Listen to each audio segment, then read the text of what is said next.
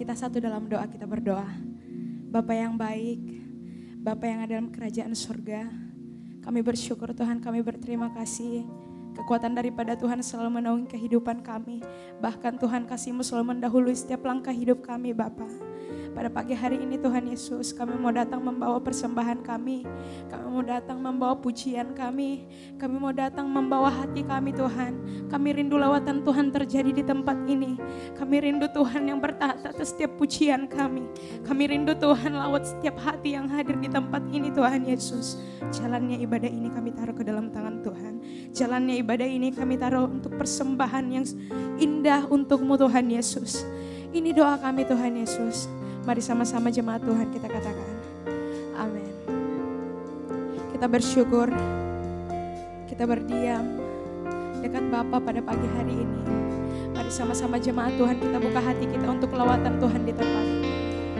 Dengan penuh iman kita perkatakan pujian ini.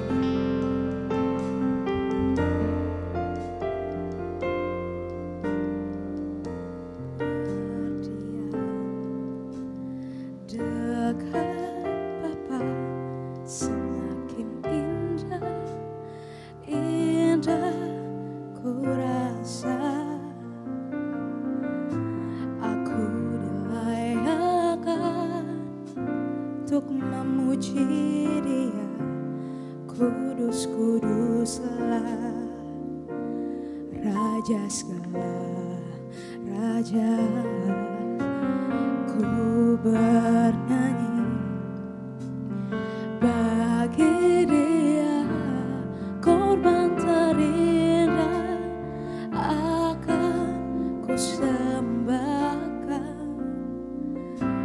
Puji ku naikkan, jiwaku bersorak, aku diangkat semakin dekat dengan bahagia.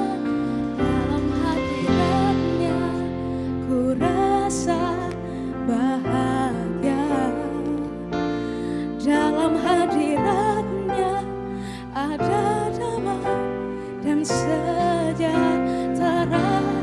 Dalam hadiratnya ku temukan iman kekuatan. Dalam hadiratnya ku temukan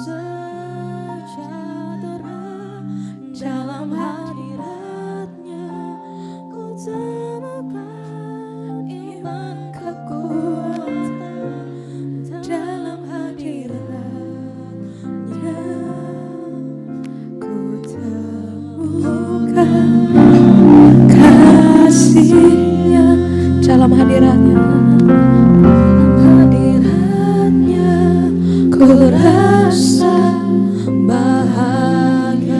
Ini ungkapan hati kami Tuhan. Dalam hadirat-Nya Ini yang kami rasakan Tuhan Yesus. sejahtera. Dalam hadirat-Nya ku temukan iman kekuatan. Dalam hadirat-Nya ku temukan. Sekali lagi jemaat Tuhan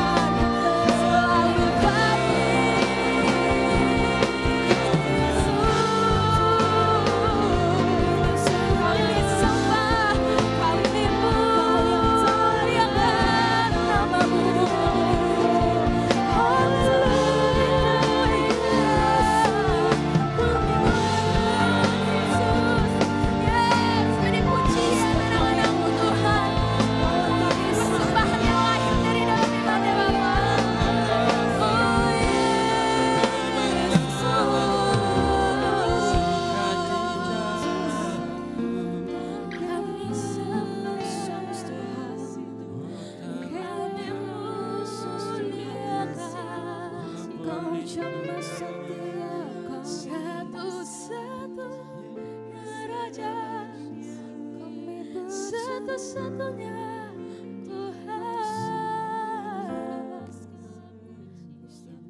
dalam hidup kami. Yesus, Yesus, Yesus. Kami yakin pada pagi hari ini Tuhan, lawatan-Mu terjadi di tempat ini. Setiap hati yang hadir di tempat ini Tuhan lawat.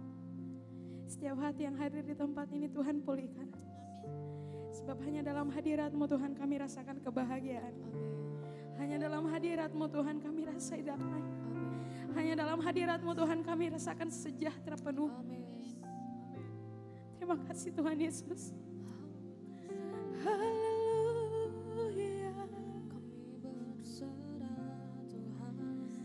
Kami puji, kami muliakan. Kami tinggikan, kami bangsakan. Pujian kami persembahkan hanya bagimu, hanya untukmu Yesus.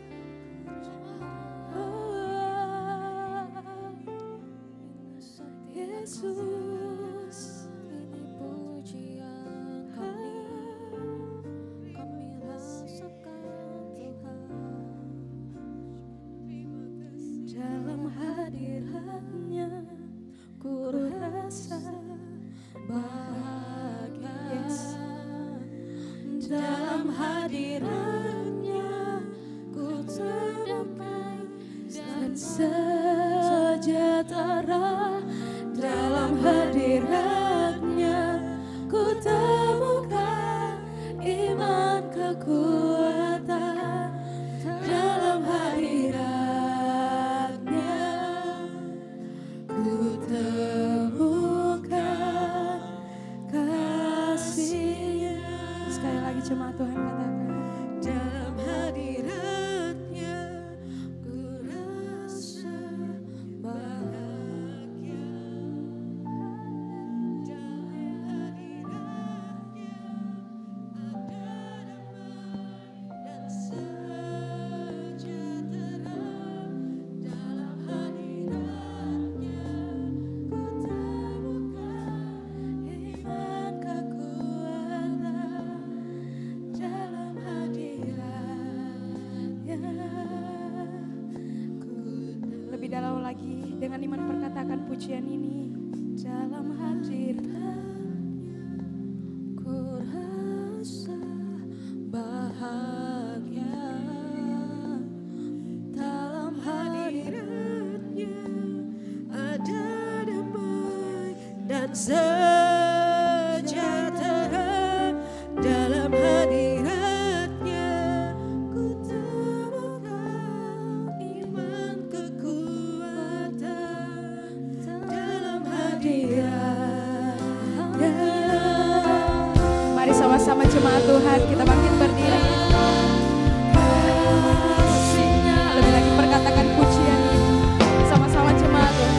Dalam hadirat-Mu Tuhan, dalam hadirat-Nya ku rasa bahagia. Dalam hadirat-Nya ada damai dan sejahtera. Dalam hadirat-Nya ku temukan iman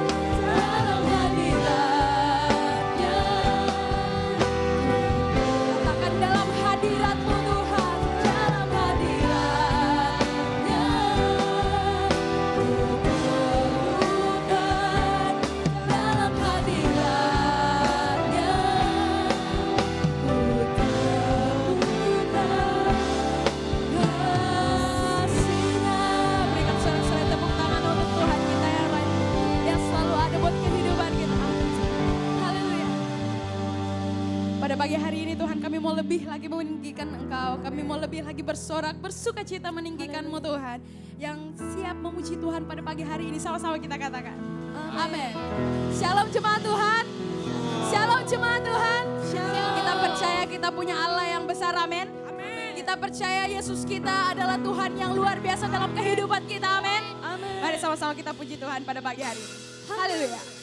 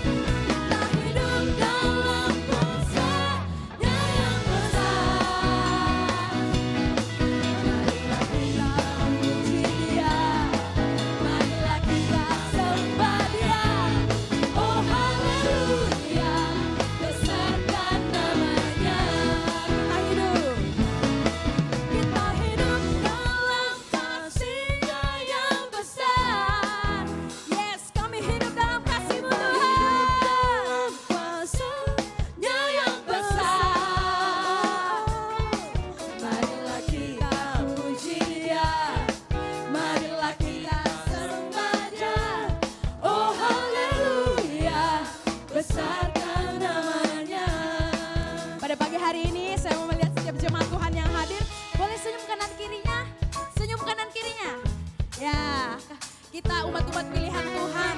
Kita umat-umat yang dikasihi Tuhan. Kasih senyuman kanan kirinya. Pertanda bahwa kita ini punya Allah yang besar. Punya Allah yang kuat. Amin. Amin. Sama-sama jemaat. Kita hidup dalam kasih-Nya yang besar.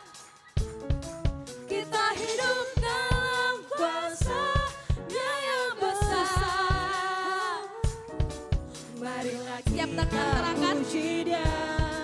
Marilah kita sembah Dia. Oh haleluya, besarkan namanya. Kita hidup dalam kasih-Nya.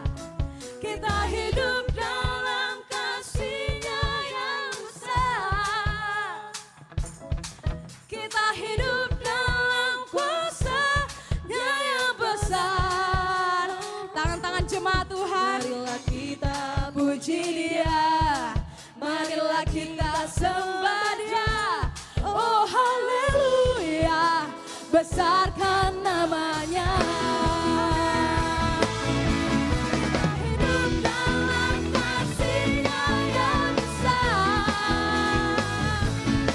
Kita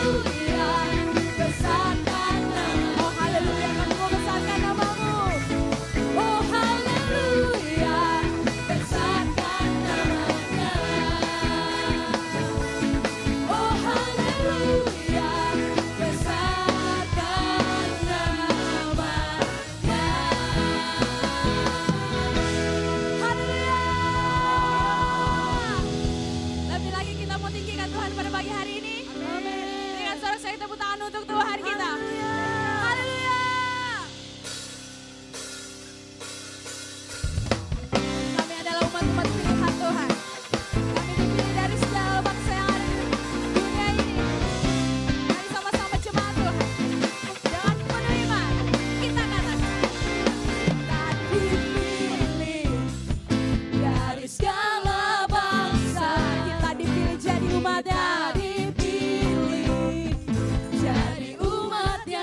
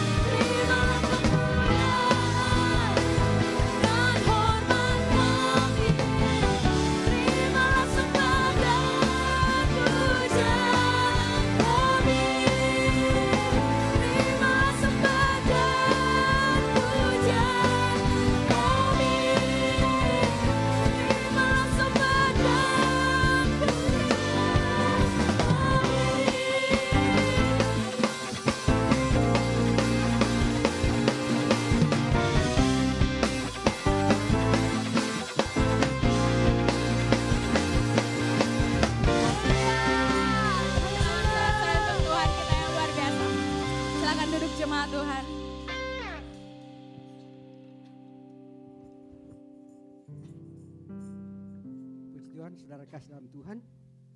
Sebelum kita lebih lanjut memuji memuliakan nama Tuhan, mendengarkan sabda firman Tuhan, saat pada pagi hari ini kita mau mendengarkan katekismus yang jadi perenungan bagi kita semua. Apakah Alkitab benar-benar firman Allah? Apa bukti-buktinya? Ya, Alkitab adalah firman Allah. Beberapa alasan yang membuat kita percaya bahwa Alkitab adalah firman Allah. Kesatuan Alkitab. Alkitab terdiri dari 66 kitab yang ditulis sekitar 40 orang dalam jangka waktu hampir 16 abad. Tetapi Alkitab memiliki satu sistem doktrin.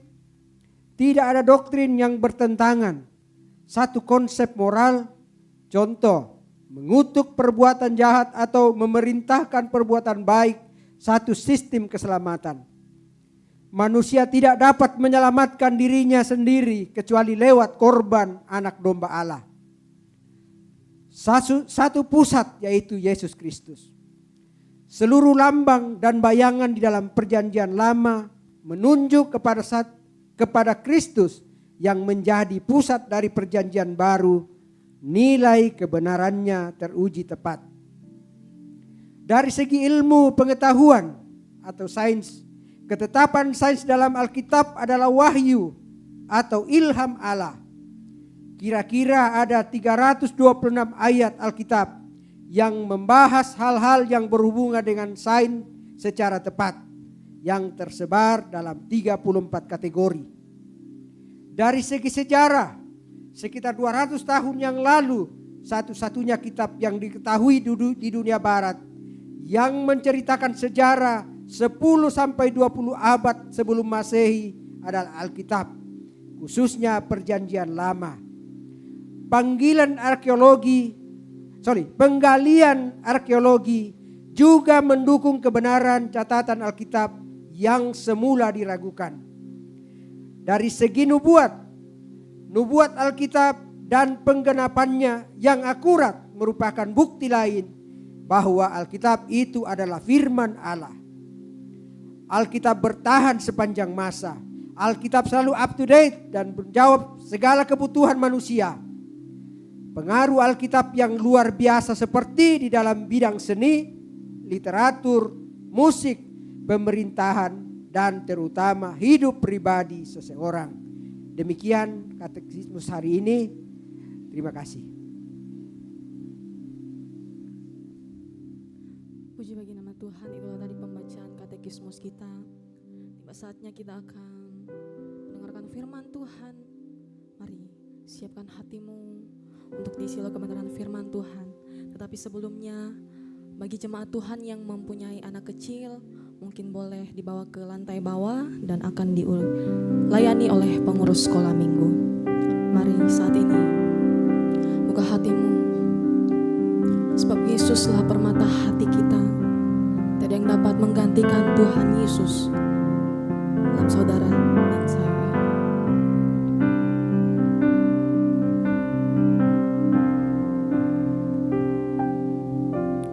Dengan segenap hati dan jiwaku, ku datang padamu dalam kerinduan. Kasih-Mu yang sanggup mengubahku dan menguatkanku dalam pengharapan. Yesus, Engkaulah permata hatiku. Dunia tak dapat menggantikanmu. Kemuliaan-Mu tercurah bagiku, menjadikanku indah dan semakin indah dan semakin indah bagi sorak yang meriah buat Tuhan kita yang dahsyat. Haleluya. Mari saat ini lebih lagi di hadapan Tuhan, sama-sama katakan.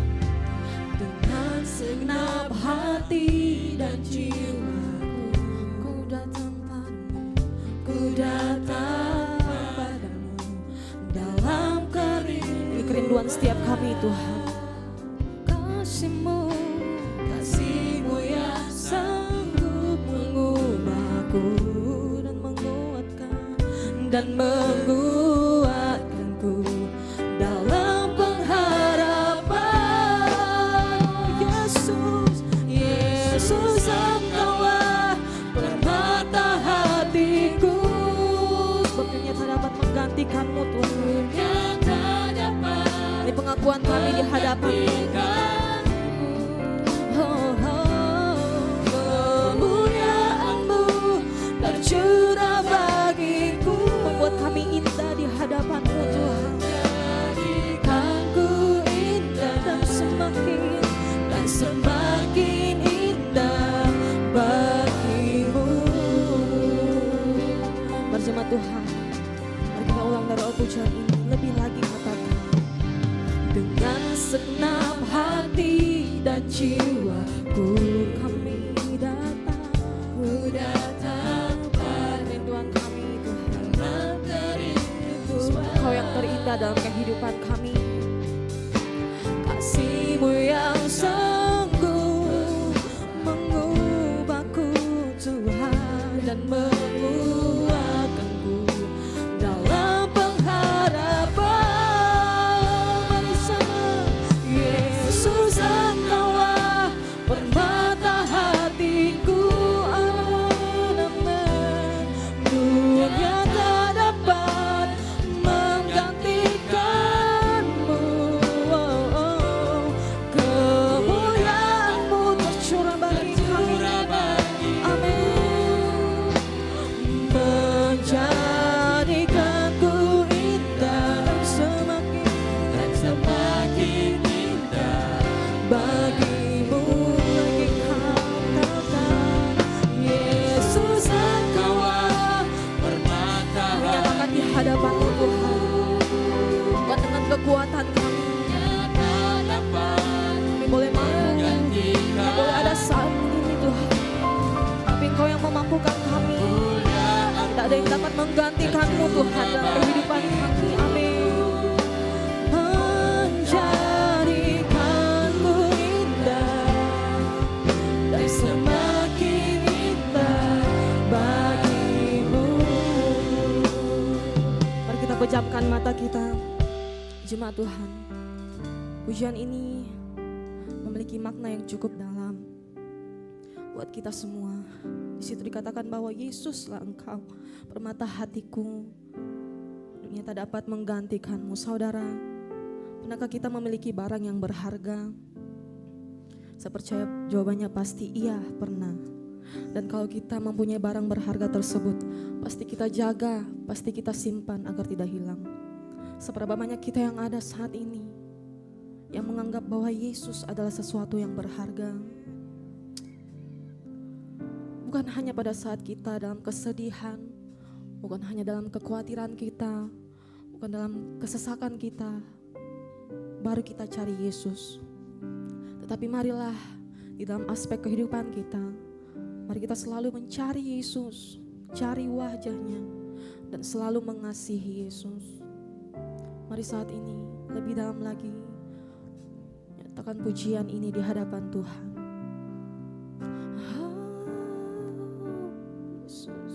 Yesus, permata hatiku. Amin. Dunia tak dapat menggantikanmu.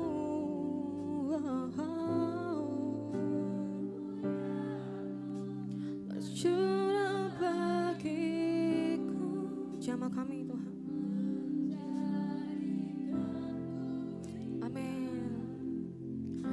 Semakin indah bagi-Mu. Jemaat Tuhan saja katakan, Yesus. Amin, amin. pengakuan kami di hadapan-Mu Tuhan. Lebih dari segala apapun, lebih dari segala persoalan kami, tidak ada yang dapat menggantikan-Mu Tuhan dalam kehidupan kami. Menjadikanku indah dan semakin indah bagimu. Cuma Tuhan, saya percaya kita masih bisa lebih dahsyat lagi. Soalnya kita sama-sama bangkit berdiri, nyatakan Yesus, Engkaulah permata hatiku. Dunia tak dapat. Mari nyatakan di hadapan Tuhan, Engkaulah satu-satunya Tuhan. Engkaulah satu-satunya yang kami andalkan dalam kehidupan kami. Amin, amin. Dan semakin indah bagimu, lagi katakan Yesus, Engkaulah permata hatiku. Amin, Yesus. Dunia tak dapat menggantikan-Mu. Kemuliaan-Mu tercurah bagiku, menjadikanku indah dan semakin indah bagimu. Yesus, Engkaulah permata hatiku. Dunia tak dapat menggantikan-Mu. Haleluya. Amin. Tercurah bagiku, menjadikanku indah dan semakin indah bagimu. Menjadikanku indah dan semakin indah. Sekali lagi sama katakan, menjadikanku indah dan semakin indah bagimu. Kasih tepuk tangan yang meriah buat Tuhan Yesus. Haleluya. Haleluya. Engkaulah permata hati kami Tuhan, dan kami yakin Kau bertata di atas pujian penyembahan kami. Karena di tempat ini hanya nama-Mu yang ditinggikan, hanya nama-Mu yang dipermuliakan. Tiba saatnya kami memberangkatkan firman Tuhan.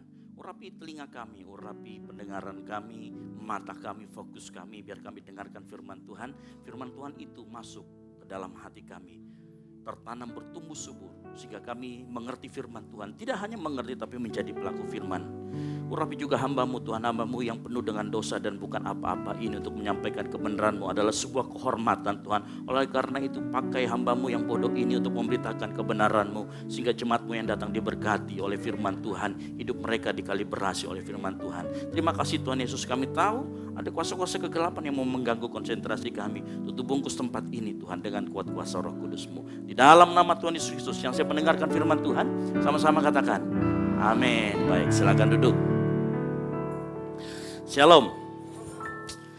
Bapak Ibu yang dikasih Tuhan, hari ini ya, besok itu teman-teman kita yang saudara-saudara muslim kita akan merayakan hari kemenangan karena sudah berpuasa sebulan lamanya ya. Di tempat ini kita juga masih merasakan vibes ulang tahun Ibu Gembala.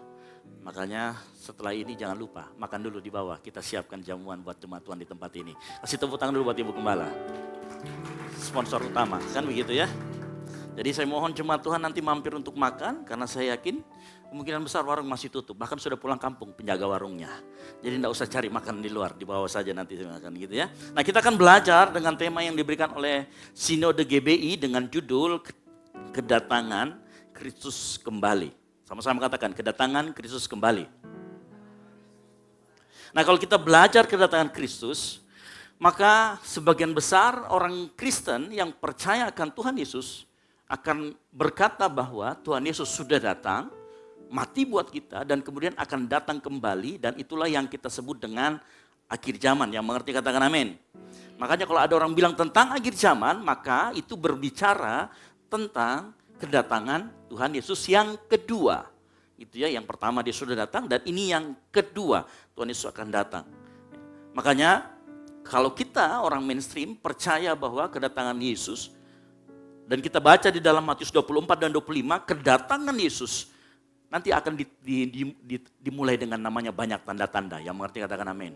Kalau kita baca di Matius 24 dan 25, ada banyak tanda-tanda. Salah satu tandanya adalah penyesatan. Akan ada banyak penyesatan. Ada orang mengaku sebagai nabi, mengaku sebagai Mesias, belum lagi dengan ajaran-ajaran palsu. Ya. Lalu kemudian akan ada perang, akan ada kelaparan, gempa bumi di berbagai tempat di muka bumi ini. Itu tanda-tanda akhir zaman atau tanda-tanda di mana Tuhan Yesus akan datang. Termasuk juga ini, saya mau harus beritahu bahwa akan ada penyiksaan yang besar yang akan terjadi. Orang-orang yang nanti kemudian disuruh menyangkal nama Yesus. Ya, nanti kalau kita membaca tentang pelajaran eskatologi ya, saya sengaja tidak membuat ini menjadi eskatologi karena kalau kita belajar nanti eskatologi banyak sekali tafsiran-tafsiran di luar sana. Oh, ada yang pra-turbulen, ada yang pra-Armageddon dan lain sebagainya. Itu ada nanti turunan-turunannya. Makanya saya tidak akan bahas itu karena nanti akan jadi seminar. Tapi yang pasti bahwa akan ada tanda-tanda dan akan ada penyiksaan besar terhadap umat yang percaya kepada Yesus. Gak ada yang amin. Yang amin aja gak apa-apa karena itu memang harus terjadi. Enggak usah takut gitu ya. Banyak orang percaya akan disiksa, dibunuh oleh karena nama Yesus. Salah satu cirinya kalau kemarin saya sempat nonton video dari Bapak Ketua Sinode Pak Ruben Adi, dia mengatakan bahwa nanti Bait Allah di Yerusalem akan dibangun kembali dan itu salah satu tanda. Lalu kemudian akan ada penguasa di situ yang mengaku sebagai dia akan sebagai tokoh, muncul sebagai tokoh di situ. Lalu kemudian 3,5 tahun dia akan berbicara perdamaian, tapi 3,5 tahun kemudian dia akan berbicara dan memaksa orang untuk kemudian menyangkal nama Yesus. Dan disitulah akan terjadi namanya penyiksaan besar-besaran. Nah kalau kita membaca tentang akhir zaman, apa yang akan terjadi? Saya yakin dalam hati kita ada 2 perasaan yang muncul. Kita juga rindu ketemu sama Tuhan yang kedua kalinya. Tapi di samping itu juga ada perasaan takut, betul apa betul? Ya, benar ya. Tidak apa-apa, kita harus jujur dengan perasaan kita. Kita rindu ketemu sama Tuhan Yesus. Tapi di satu sisi kita juga takut akan masa-masa itu di mana akan kelaparan. Kita mikirkan anak kita bagaimana, istri kita bagaimana, keluarga kita bagaimana. Itu yang akan terjadi. Tapi biarlah yang terjadi harus terjadi. Selama kita masih tetap iman kita pada Kristus. Amin. Nah kita akan belajar bersama-sama. Menariknya dalam Matius 24 ayat 36 dikatakan begini. Matius 24 ayat 36, tetapi tentang hari dan saat itu berbicara tentang apa? Akhir zaman, tidak seorang pun yang tahu. Malaikat-malaikat di surga tidak, anak pun tidak, hanya Bapa sendiri. Jadi hari yang dimaksud adalah hari di mana yang saya katakan tadi, akhir zaman. Dan itu adalah kedatangan Yesus. Makanya dalam Matius 24 nanti dilanjutkan, sebab itu hendaklah kamu siap sedia. Karena enggak ada yang tahu, nggak ada yang tahu karena anak manusia datang pada saat yang tidak kamu duga karena nggak ada yang tahu. Makanya Yesus mengatakan bahwa itu pasti akan terjadi tetapi nggak usah kepo tentang harinya. Yang mengerti katakan amin. Nggak usah cari tahu harinya kapan. Lihat saja tanda-tandanya. Kalau itu sudah terjadi berarti itu sudah dekat. Makanya kalau ada yang mengaku tahu betul persis. Nah, sudah dipastikan itu palsu. Karena kita banyak dulu ya. Nanti kiamat akan terjadi tanggal 12 bulan 12 2012. Tidak terjadi sampai sekarang. Pokoknya kalau saya curiga mungkin gini. Kalau Tuhan lihat, wah sudah ada yang bisa nebak ganti hari. Mungkin ya mungkin. Mungkin ganti hari. Kan gitu.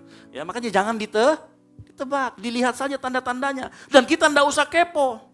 Nggak usah cari tahu. Karena bagian kita adalah bersiap sedia. Yang setuju katakan amin. Ya. Yang harus kita cari tahu adalah siap sedia. Nggak usah fokus kapan akan terjadi. Nah kita akan berbicara belajar tentang perumpamaan 5 gadis bijak dan 5 gadis bodoh. Makanya nanti belajar sebenarnya perumpamaan sampai dengan perumpamaan talenta itu sebenarnya berbicara tentang akhir zaman. Saya ulangi lagi. Matius pasal 24 dan 25 sampai dengan nanti pasal 25 itu berbicara akhirnya tentang talenta, perumpamaan talenta itu berbicara tentang kedatangan Yesus yang tidak bisa diduga. Nah salah satu, nanti ya, ibadah raya yang kedua saya akan berbicara tentang hamba yang baik dan hamba yang jahat. Lalu nanti Akan ada pembahasan yang lain. Jadi 3 khotbah ini saya berbeda, makanya saya cepat gundul seperti ini ya. Ini jadi wajar. Jadi tuntutan khotbah begitu ya, belum lagi besok. Oke, baik, kita akan belajar. Mari kita baca dalam Matius 25 ayat 1 sampai dengan 13. Dan kita seperti biasa akan baca bersama-sama secara bergantian. Saya ayat yang ganjil, Bapak Ibu Saudara ayat yang genap. Ayat 13 kita akan baca bersama-sama. Yang mengerti katakan amin. Baik, kita bangkit berdiri. Matius 25 ayat 1 sampai dengan yang 13 kita akan baca secara bergantian. Saya dulu yang pertama. Gadis-gadis yang bijaksana dan gadis-gadis yang bodoh. Pada waktu itu hal kerajaan sorga seumpama 10 gadis yang mengambil pelitanya dan pergi menyongsong mempelai laki-laki. Ayat yang kedua. Gadis-gadis yang bodoh itu membawa pelitanya tetapi tidak membawa minyak. 4.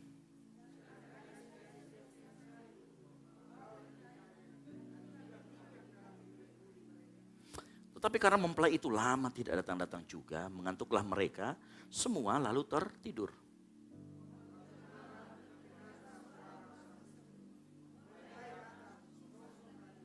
Ayat yang ketujuh, gadis-gadis itu pun bangun semuanya, lalu membereskan pelita mereka. 8.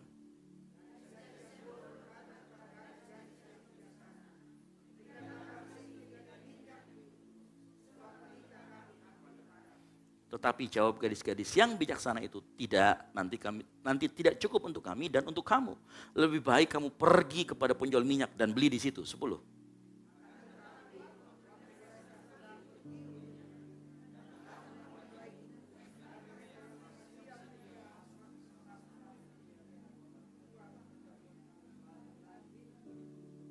Kemudian datang juga gadis-gadis yang lain itu dan berkata, Tuan, Tuan, bukakanlah kami pintu. 12.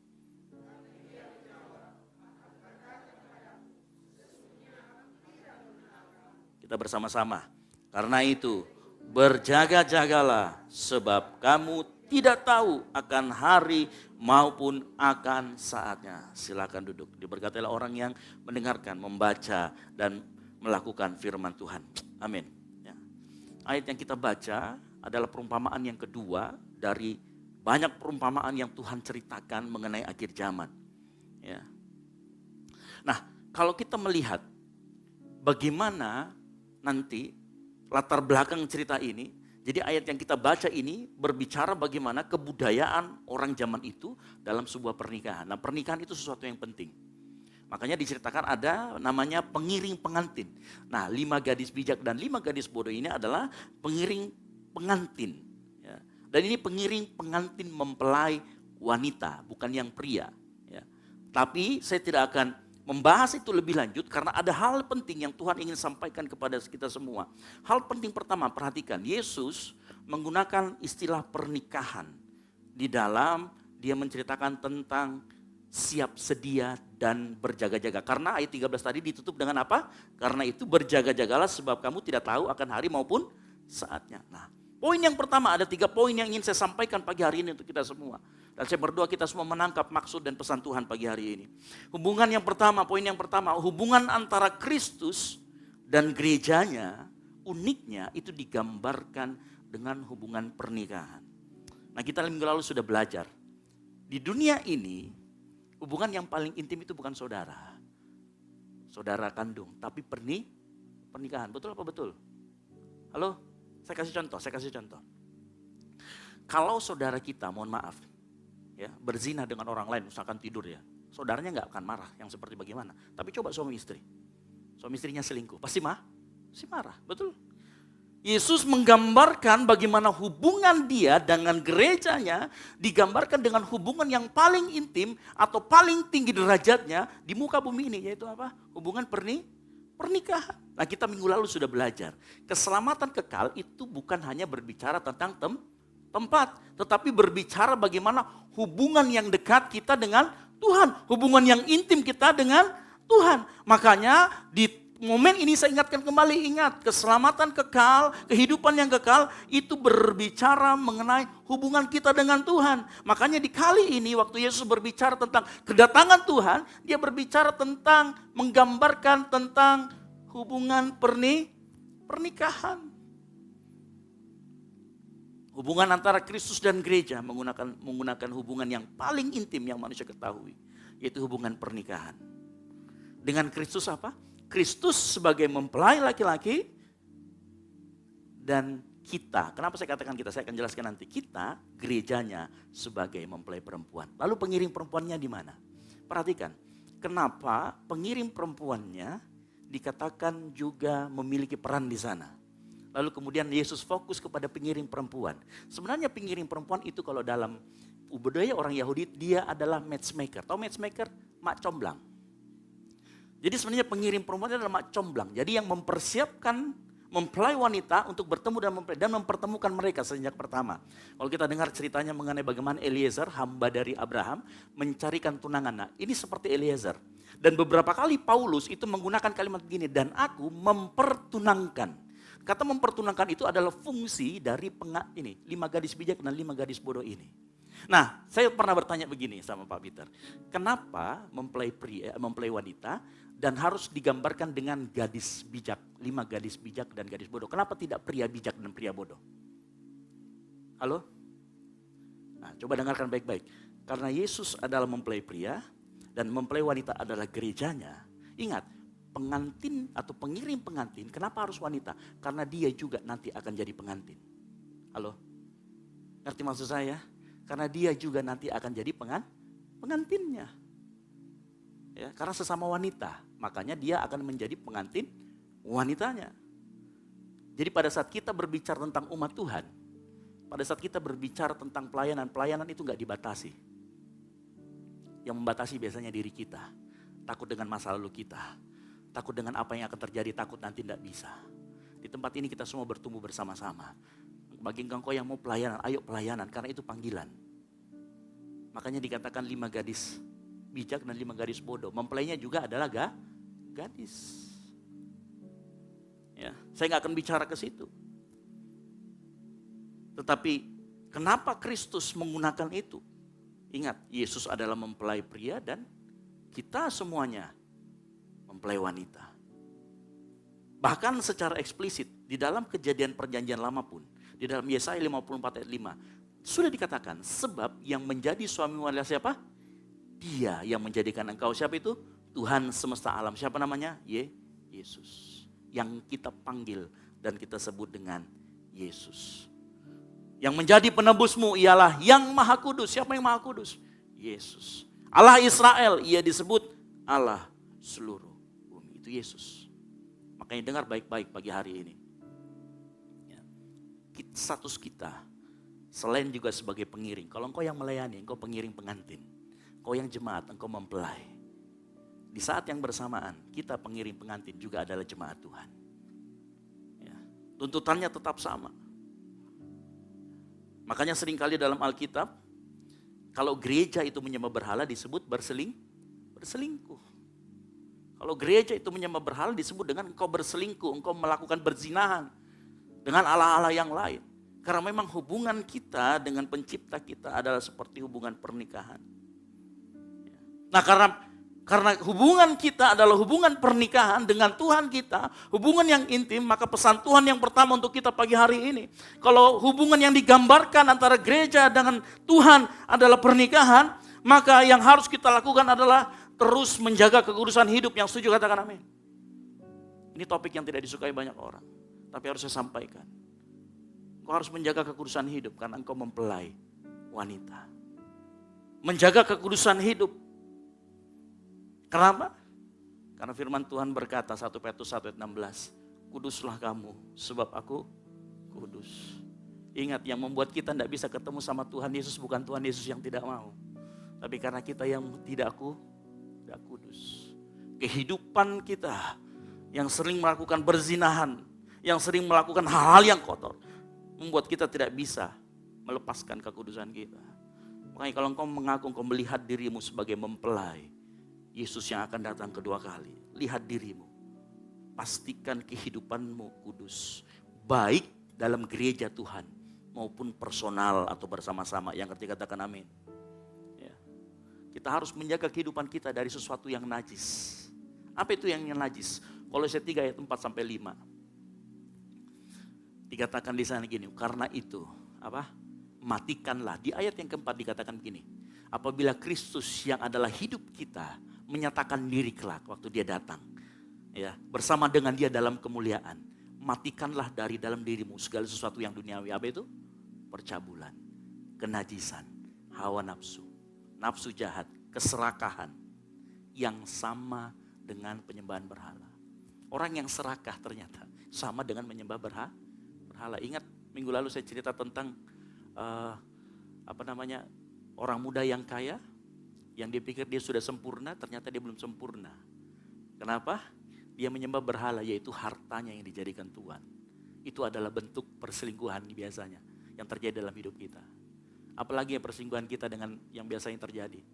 Ya, banyak hal-hal yang kita jadikan Tuhan dalam hidup kita, yang menggeser posisi Tuhan dalam hidup kita, itu perselingkuhan kita. Halo, apa yang kita kejar? Kekayaan kah? Pangkat kah? Jabatan? Hati-hati, itu bisa menjadi selingkuhan kita sebagai mempelai Kristus. Makanya Tuhan berkata, dikatakan di sana apa? Jagalah kekudusan. Kuduslah kamu, sebab Tuhan Yesus itu kudus. Bukan Tuhan Yesus tidak mau ketemu kita. Akhir-akhir ini isu perselingkuhan marak, betul apa betul? Ya, artis-artis. Kemudian dulu istilahnya itu pelakor.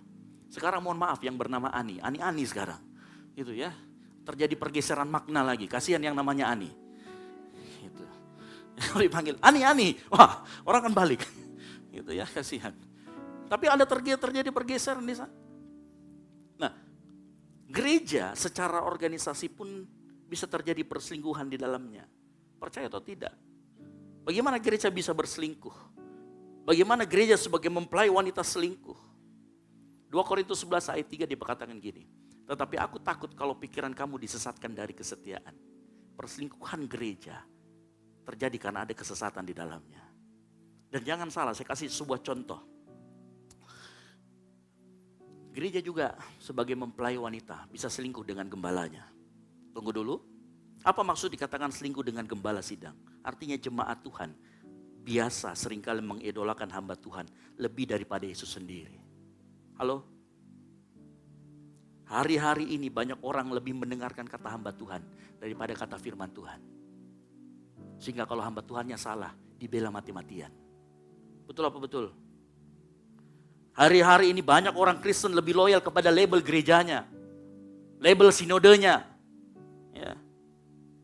Karunia gembalanya diagung-agungkan. Gembala gua bisa menyembuhkan orang. Dalam nama Tuhan Yesus semuanya keluar. Setan-setan keluar termasuk jemaatnya. Enggak ya? Halo? Betul tidak? Kadang-kadang kita mengidolakan lebih hamba Tuhannya ketimbang Yesusnya. Tadi saya katakan, orang yang melayani Tuhan itu pengiring pengantin atau 5 gadis ini. Bisa enggak dia? Bisa enggak macomblang itu pagar makan tanaman? Bisa. Halo? Nah itulah yang sering terjadi di dalam gereja Tuhan akhir-akhir ini. Kenapa bisa terjadi? Pertama, karena gembalanya juga kadang-kadang hanya mau menyenangkan hati jemaatnya. Makanya dikasih khotbah yang menyenangkan, berkat, enak di telinga, yang mudah dimengerti. Saya bersyukur ya, 2-3 minggu kemarin kita berbicara tentang doktrin. Saya tahu semuanya di sana, kalau misalkan ini film kartun semuanya loading semuanya. Tapi engkau harus tahu, kadang-kadang makanan keras kita butuhkan, kadang-kadang makanan yang lembek. Ya, kenapa kita harus buat seperti itu? Saya cerita sedikit satu hal. Di dalam konteks kita penginjilan, dalam konteks kita memperkenalkan Tuhan, tahukah engkau kalau kita memperkenalkan Tuhan kepada suku-suku terasing, maka kemampuan apologetik kita atau mengenai doktrin-doktrin dasar tidak terlalu diperlukan. Tetapi begitu engkau ketemu sama orang yang tanda kutip, ya menanyakan tentang imanmu, itu kesempatan kita bersaksi. Nah masalahnya banyak orang Kristen sekarang mengabaikan doktrin-doktrin dasar, mengabaikan berapologetika. Saya cerita suatu kali di tempat kerja saya, salah satu teman saya nyeletuk tentang Hamas dan Palestina. Wah ini Hamas kenapa begini. Saya masuk di situ. Tahu enggak, semuanya Hamas dan Palestina itu keturunan Abraham. Bapak Ibu tahu ceritanya sampai di mana? Ceritanya sampai di kematian Tuhan Yesus. Saya bilang, kenapa orang Kristen sampai sekarang berbuat baik? Karena kami bersyukur, kami bukan karena cari pahala. Saya ceritakan dengan lengkap dan itu perlu kemampuan apologetika. Karena mereka juga bertanya, kenapa orang Kristen sekarang makan babi? Dulu kan tidak kan ada di Alkitabmu, tidak boleh makan babi. Lalu kalau kita kemudian cuma diam-diam, maka dia tahu iman kita yang tergoncang, bukan iman yang tergoncang. Halo, kita seringkali lupa akan hal itu. Maunya kita makanan yang enak-enak. Ya, saya puji Tuhan kalau kita semua masih datang pagi hari ini. Ya, berarti kita dikasih makanan keras pun tetap kembali ke tempat ini. Mau mendengarkan firman Tuhan, kasih tepuk tangan buat jemaat Tuhan di tempat ini. Ya. Jangan pilih-pilih, jangan idolakan hamba Tuhan, jangan idolakan karunia-Nya. Firman Tuhan harus tetap otoritas tertinggi, yang mengerti katakan amin. Dan saya katakan, baik kita yang berdiri di atas mimbar ini ataupun yang dibawa di sana, kita semua rentan terhadap yang namanya dosa. Halo?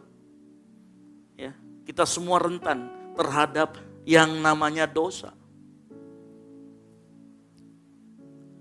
Makanya kalau kita lihat cerita tentang 5 gadis bijak dan 5 gadis bodoh itu, semua yang ada di dalam ruangan. Jadi mereka bukan menunggu di pinggir jalan, mereka menunggu di dalam sebuah rumah. Dan diceritakan semua yang ada di rumah itu karena mempelai pria datang tanda kutip terlambat. Mereka semua tertidur. Mau yang ada minyaknya, mau yang nggak ada minyaknya, mau mempelai wanita, semuanya menunjukkan kelemahan kita. Yang ngerti katakan amin. Itu menunjukkan kita semua itu rentan terhadap dosa. Kita semua rentan terhadap penyembahan berhala. Kita semua rentan terhadap perselingkuhan di dalam rumah Tuhan. Ya. Nah, kita harus mengerti itu. Dan mohon maaf apabila saya pun mengajarkan hal yang salah, ayo kita diskusi. Ayo tegur saya, yang ngerti katakan amin. Ya, orang yang berdiri di sana bukan arti tanpa salah atau kebal terhadap kesalahan, tidak. Justru biasa seringkali hamba Tuhan lah yang butuh banyak didoakan oleh jemaat Tuhan di tempat ini. Haleluya. Yang setuju katakan amin. Ya, karena serangannya lebih banyak. Ya, karena biasanya kalau diserang gembalanya satu, kepalanya diserang, maka tubuhnya nggak bisa lagi berjalan. Diserang pemimpinnya, hancur prajuritnya. Nah, iblis sering melakukan itu akhir-akhir ini. Makanya kalau kita dengar banyak sekali hamba Tuhan yang terlibat dengan kasus penggelapan, perselingkuhan dan lain itu karena iblis terus bekerja sampai saat ini.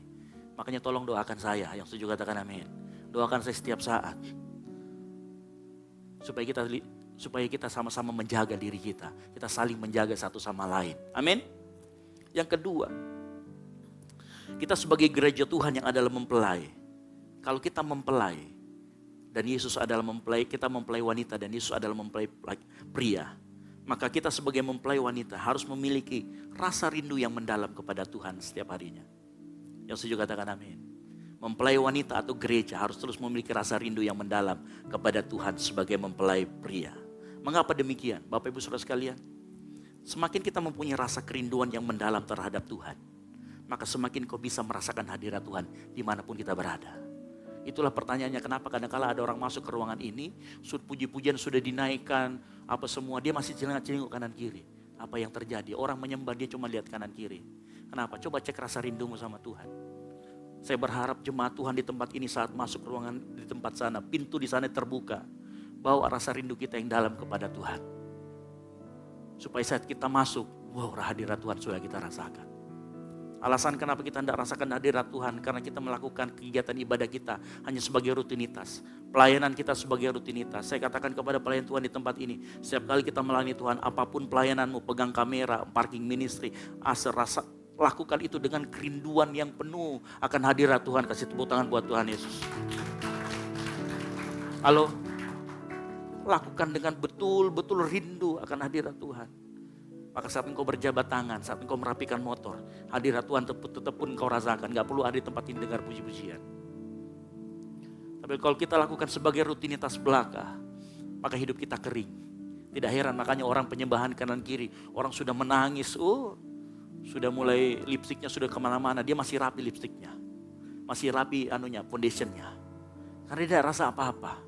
Karena dia tidak punya rasa rindu sama Tuhan. Bukan masalah musiknya, bukan masalah WL-nya.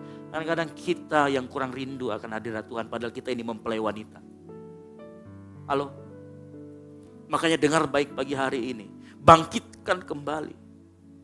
Saya mau kasih tahu, rugi besar kalau kita datang di tempat ini, kita tidak rasa hadirat Tuhan. Rugi besar.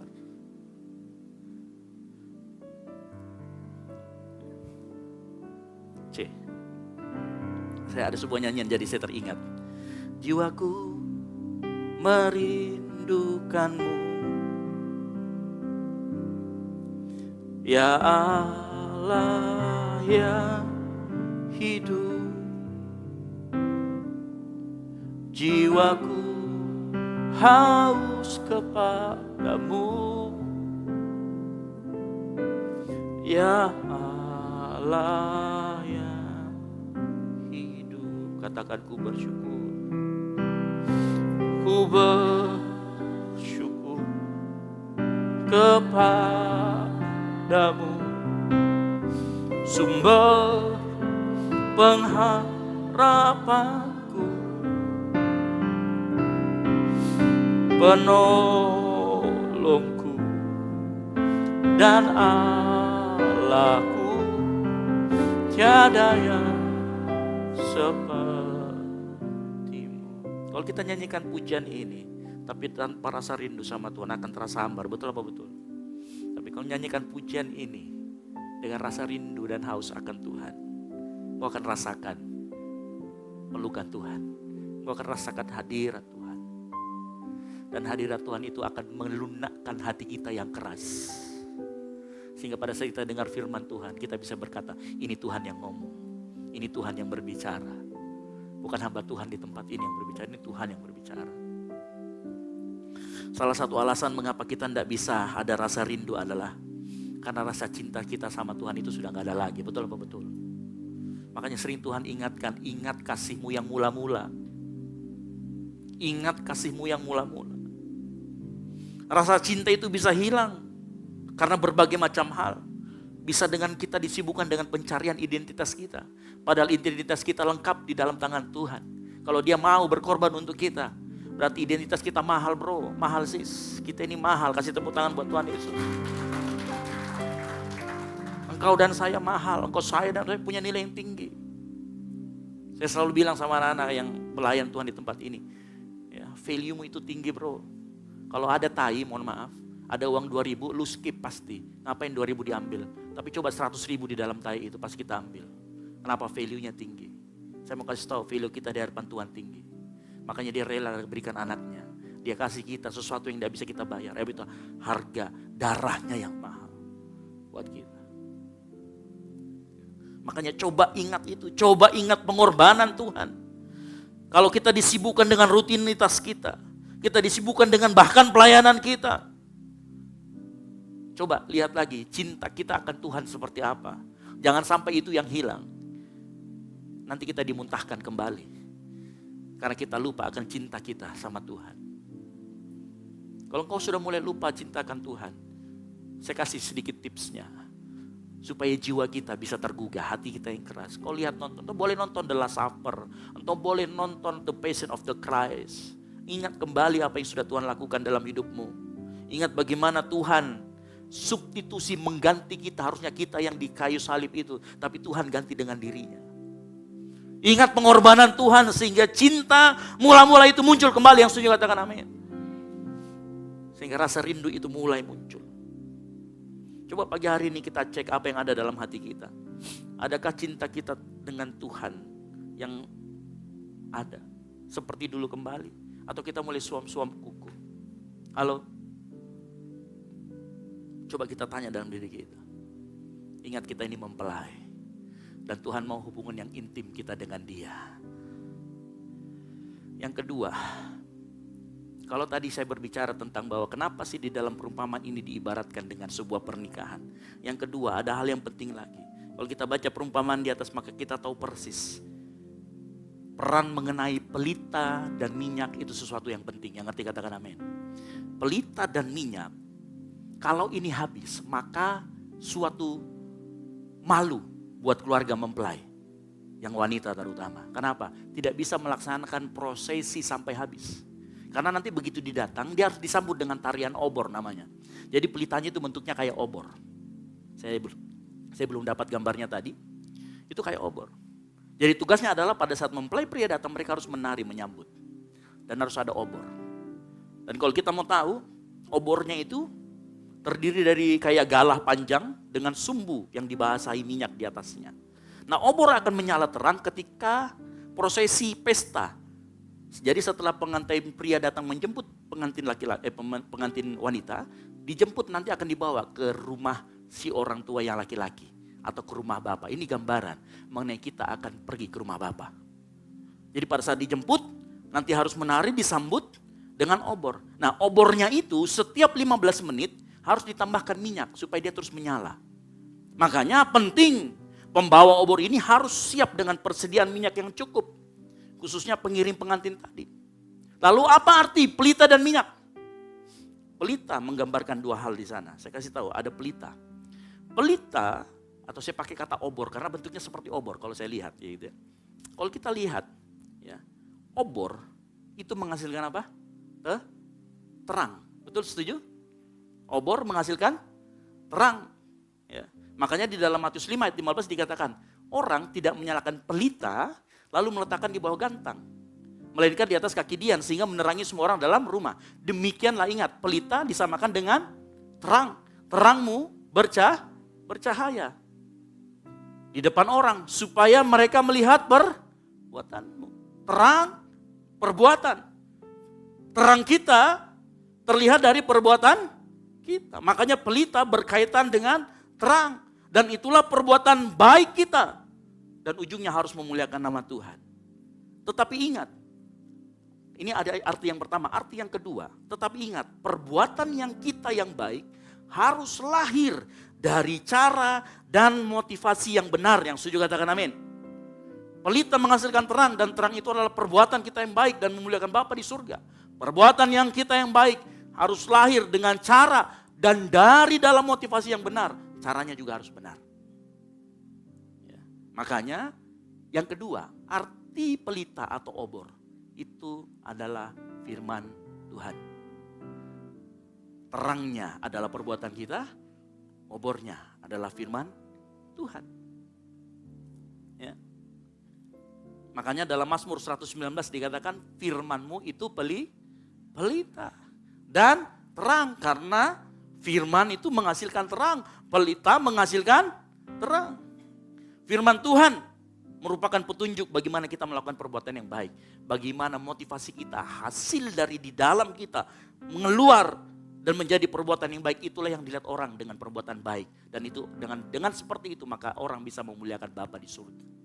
Melalui terang kita, melalui perbuatan kita.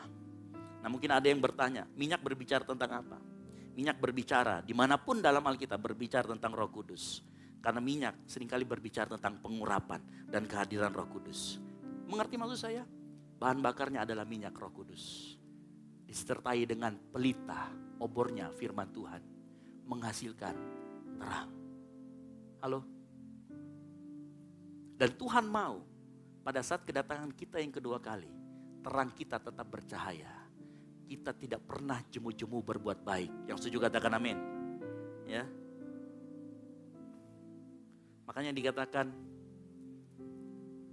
saya mau kasih tahu, pengurapan Roh Kudus memungkinkan kita untuk hidup intim dengan Tuhan. Karena Roh Kudus telah dicurahkan dalam setiap hati kita. Makanya kita bisa memanggil Bapa dengan Tuhan kita, Allah kita dengan sebutan Bapa ya Aba. Kenapa? Karena roh anaknya ada di hati kita. Pribadi demi pribadi, tidak borongan. Kalau borongan itu misalkan gini, saya bertiga, Ibu Gembala, saya dan istri saya, harus ada salah satunya, baru bisa ada Roh Kudus. Enggak. Setiap pribadi demi pribadi, kita semua punya itu. Kita sudah diberikan Roh Kudus, makanya kita bisa berdoa kepada Tuhan. Makanya kita bisa berhubungan intim dengan Tuhan. Makanya pesan terkait pelita, Galatia 6 ayat 9a, janganlah kita jemu-jemu berbaik. Karena Tuhan waktu dia datang, dia tunggu kita agar menyala terus. Makanya menyala bro gitu ya. Coba lihat kanan kiri, bilang menyala bro, menyala sis. Ya. Ada Roh Kudus menyala. Ya. Ada firman Tuhan menyala. Menghasilkan terang dan sehingga bisa memuliakan Bapa di surga. Ya. Matius 25. Nah, kita lanjut, ada hal yang menarik. Dalam Matius 25 dikatakan gini, gadis kan ini sudah datang nih pengantinnya, terus gadis-gadis yang bodoh minta sama gadis yang bijaksana, berikanlah kami sedikit daripada minyakmu itu, sebab pelita kami hampir padam. Lihat, gadis-gadis yang bijaksana ngomong apa? Enggak mau. Nanti tidak cukup buat kami dan untuk kamu. Lebih baik kamu pergi. Ini ayat bukan ngajarin kita pelit. Halo? Ini ayat jangan dijadikan ngajarin, oh lihat itu sana perumpamaan Yesus ada orang yang pelit juga. Bukan. Ini bukan berbicara ngajarin pelit. Tetapi kita harus tahu bahwa hubungan intim itu berbicara tentang hubungan yang tidak bisa tergantikan. Yang setuju katakan amin. Makanya hubungan intim kita itu dengan Tuhan tidak bisa atau meminjam dari orang lain. Yang ngerti katakan yes. Tidak bisa kita nitip istri kita, nanti kok aja yang berhubungan sama Tuhan, ya saya tidak usah. Yang penting nanti kita sama masuk surga. Orang gila kalau begitu. Halo?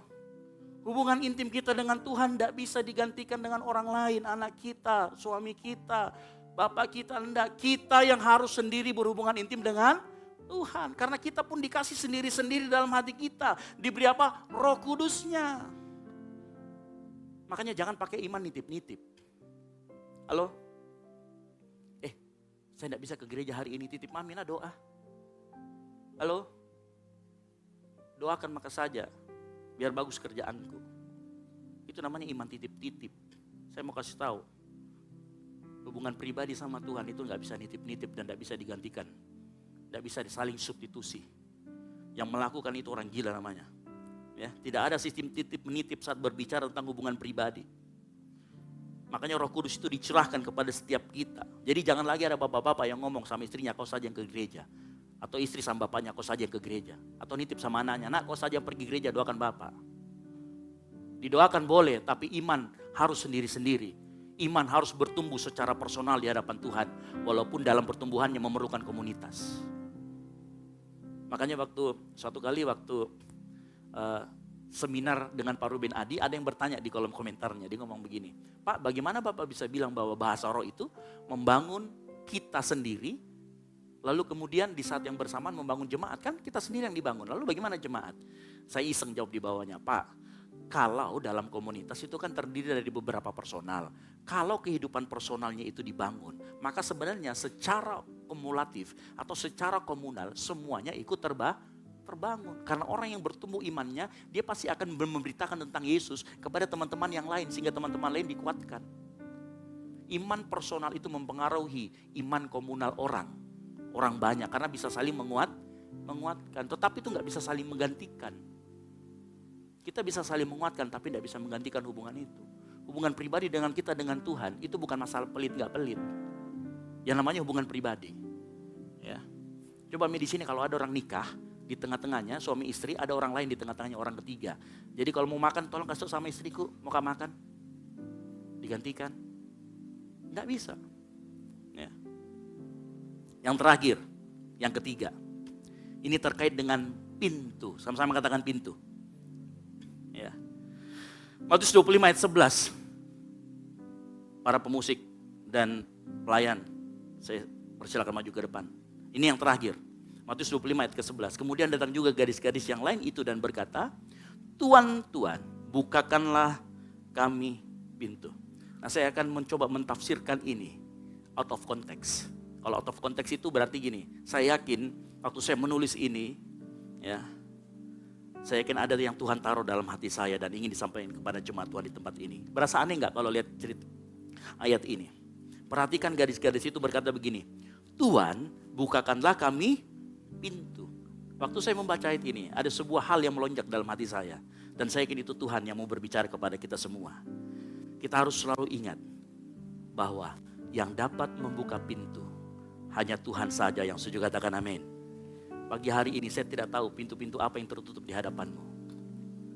Engkau menemukan pintu yang tertutup, jalan buntu. Tapi pagi hari ini, seperti gadis-gadis ini ngomong, Tuhan bukakan kami pintu. Dia mau juga kita tahu bahwa yang mampu membukakan pintu di hadapan kita yang tertutup itu hanya Tuhan saja.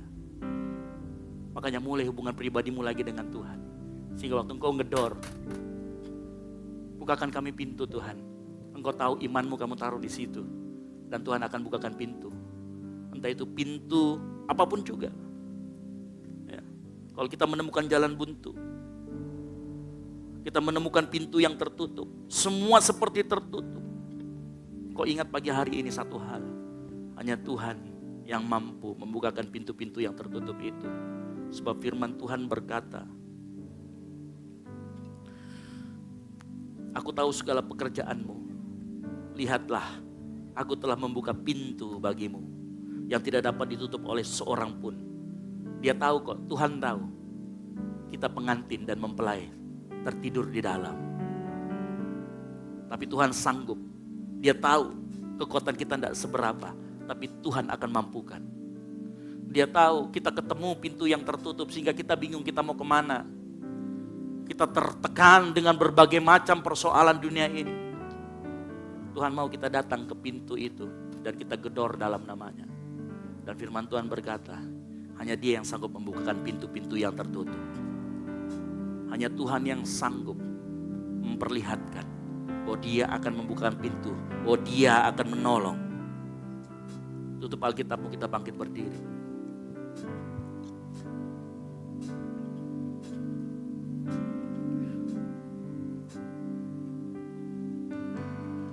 Bila Kau yang membuka pintu, tak ada satupun yang dapat menutupnya.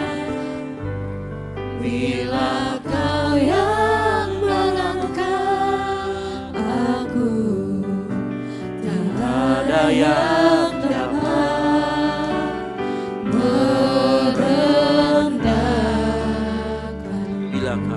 Bila Kau yang membuka pintu, tak ada satupun dapat menutupnya. Bila Kau yang mengangkat aku, tak ada yang dapat merendahkan.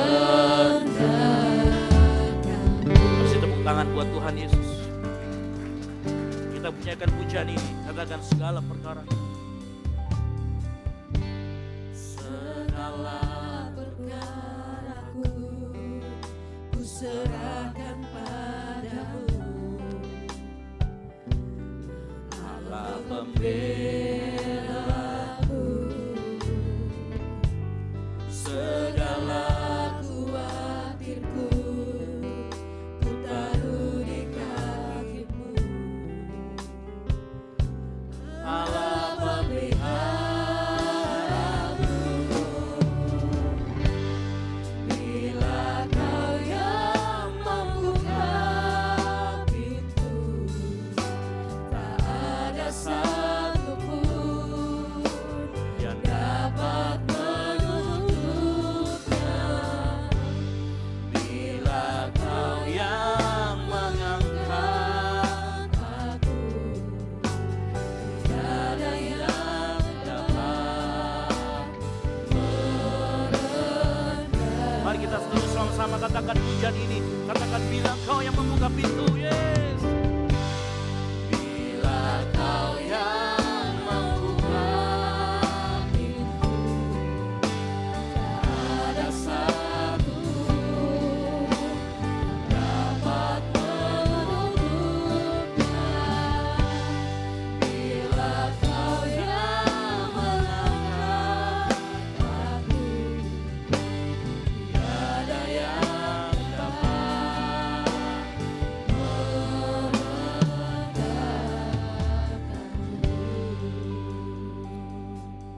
Pagi hari ini saya tidak tahu pintu-pintu apa yang tertutup di hadapan kita. Mungkin saat pintu itu tertutup kita merasa sudah gak ada jalan lagi. Mungkin pagi ini kita menemui jalan buntu dan berteriak seperti gadis yang bodoh ini, karena memang kita sering kali bodoh. Amin. Kita manusia yang penuh kelemahan, yang kadang sering kali sombong di hadapan Tuhan. Kita seperti gadis-gadis yang bodoh ini, yang merasa kita mampu tanpa Tuhan, yang merasa kita mampu tanpa Roh Kudus. Tapi pagi hari ini Tuhan mau tegur kita. Tuhan mau ingatkan kita bahwa pintu yang tertutup itu Dia sanggup membuka. Mari bangun hubungan pribadi kita lagi dengan Tuhan. Mungkin kita sudah meninggalkan jam-jam doa kita, jam-jam baca Alkitab kita sudah mulai tinggalkan. Sehingga api kita mulai padam. Rasa cinta kita sudah tidak ada lagi. Rasa rindu kita sudah gak ada lagi. Kita menjadi orang yang suam-suam kuku datang ke gereja. Datang ke gereja hanya celingak-celinguk kanan kiri. Tanpa pernah bisa merasakan hadirat Tuhan. Minta pagi hari ini Tuhan jamah kita. Minta pagi hari ini Tuhan, aku mau buka hati kami Tuhan. Kalau hati kami sering kali keras di hadapan-Mu. Ampuni kami Tuhan, ampuni kami Tuhan. Bila Kau yang membuka, amin, pintu, tak ada satu, amin, dapat menutupnya. Bila Kau yang mengangkat aku, tiada yang dapat merendahkanku. Pagi hari ini saya tahu ada orang yang rindu sekali sama Tuhan. Dan Tuhan mau memuaskan kita dengan hadiratnya pagi hari ini. Jiwaku Merindukanmu, bangkitkan kerinduanmu. Kaulah yang hidup. Katakan jiwaku haus. Jiwaku Amin. haus kepadamu. Ya Allah yang hidup. Biar jemaat Tuhan saya nyanyikan pujian dari awal lagi. Yes. Taruh rasa rindumu di sini.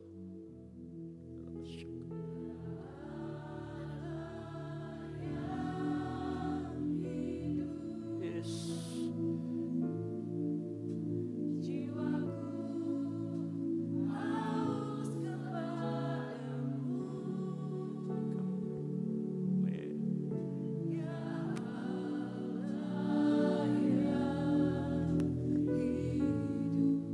Ku bersyukur.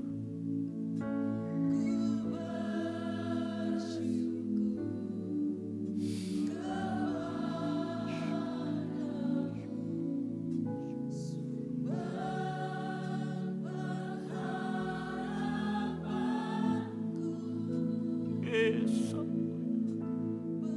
Amin. Insyaallah.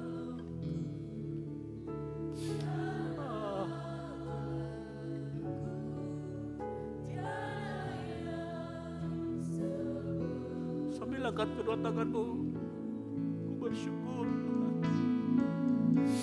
Ku bersyukur kepada Yesus. Amin.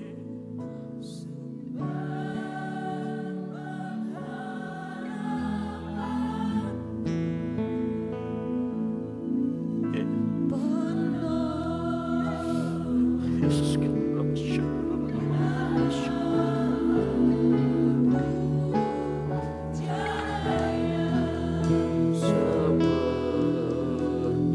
Mari sembah Tuhan.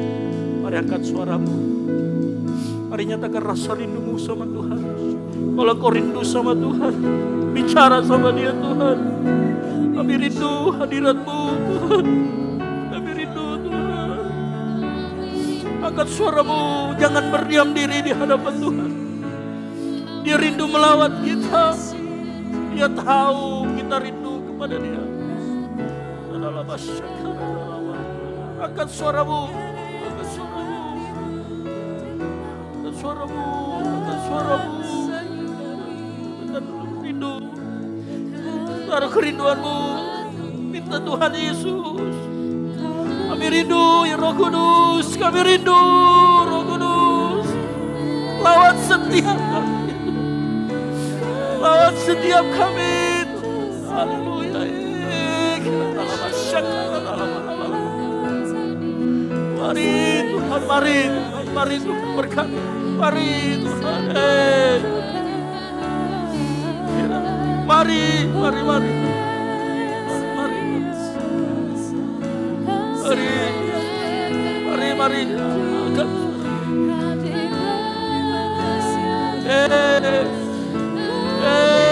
kita sama Tuhan. Naikkan ucapan syukurmu, naikkan ucapan syukurmu.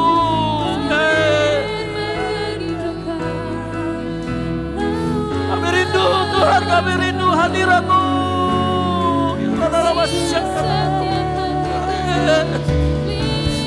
Yes, Sampaikanlah serindumu di hadapan Tuhan. Hanya Kau mempelai wanita. Minta Tuhan jamah. Yes. Amin. Angkat suaramu. Angkat suaramu. Amin. Amin.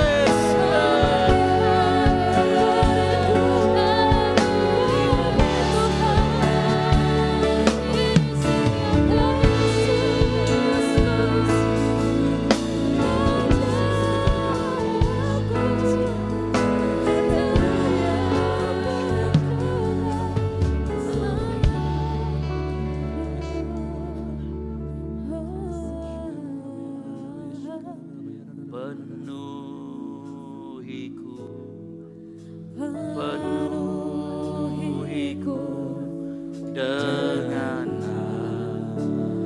hadirat-Mu. Urapi kami, urapiku,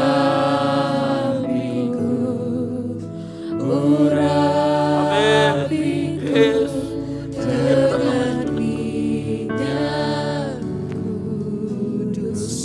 Akan penuhi kami Tuhan. Penuhiku, penuhiku dengan hadirat-Mu. Amin. Urapiku, urapiku dengan sama katakan dengan kerinduan. Penuhiku, penuhiku dengan amin.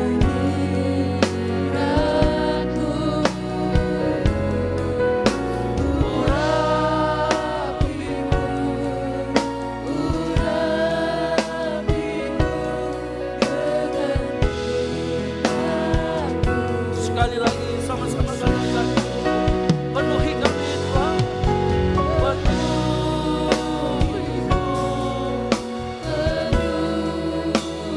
amin.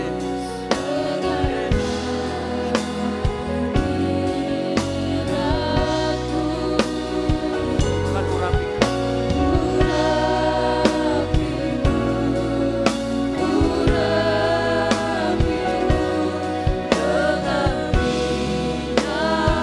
katakan dengan minyak, dengan minyak, yes. Katakan dengan minyak,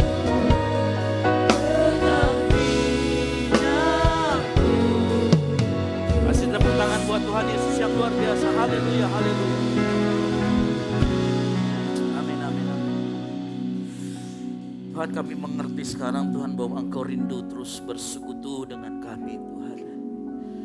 Maafkan kami kalau kami seringkali dan biasa kami mengabaikan Engkau Tuhan. Kami datang bukan dengan rasa rindu yang dalam, tapi dengan arogansi kami, dengan segala kesombongan kami. Ampuni kami Tuhan, ampuni kami Tuhan. Malam pagi hari ini Tuhan, kami mau belajar untuk membangun hubungan kami kembali dengan Tuhan. Kami serahkan ke dalam tangan-Mu Tuhan, jemaat Tuhan di tempat ini. Mereka yang mulai suam-suam kuku, Tuhan tolong. Tuhan tolong mereka Tuhan. Mungkin mereka mulai malas-malasan, mulai menjauh daripada Tuhan. Tuhan tilik dan tarik kembali. Hari ini hamba-Mu berdoa untuk setiap jemaat Tuhan di tempat ini.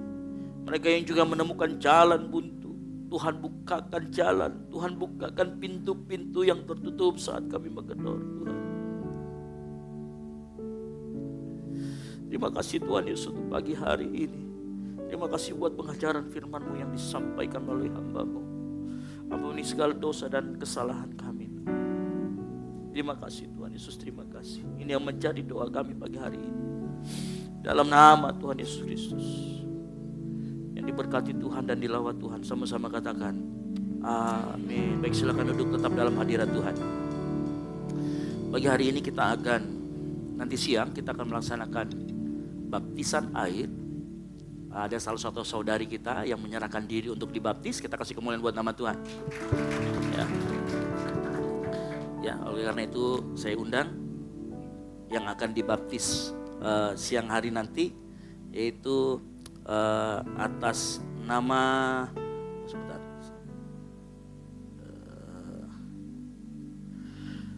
Atas nama Jesslyn Kurnia Putri Syau. Ya, jadi lahir di Sopeng 19 April, ini sama dengan tahun kelahiran saya 2010. Saya undang saudari Jesslyn Kurnia Putri Syau untuk maju ke depan.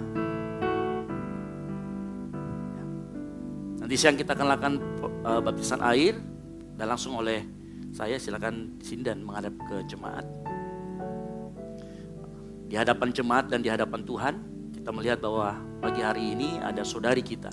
Saya akan bertanya secara singkat dan nanti Jesslyn silakan menjawab ya. Apakah saudari Jesslyn memberikan diri dibaptis oleh karena keinginan sendiri dan sadar bahwa baptisan adalah tanda pertobatan? Silakan dijawab melalui mic yang dapat didengar oleh jemaat. Ya, ya tanpa paksaan, kalau memang tanpa paksaan. Kalau dipaksa sama mamanya bilang ya dipaksa mama gitu ya.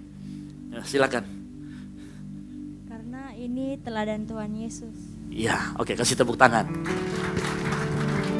Jadi karena Tuhan Yesus memberikan kita teladan dibaptis secara selam, maka pagi hari ini saudari kita Jesslyn memberikan diri untuk dibaptis secara selam siang nanti.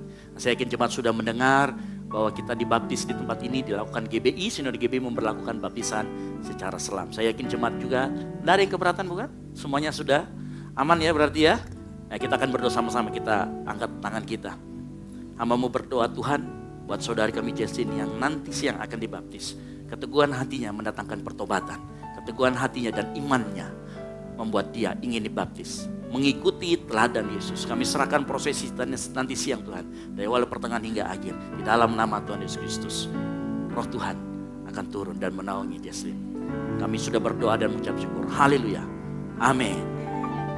Saya kembalikan lagi. Silakan.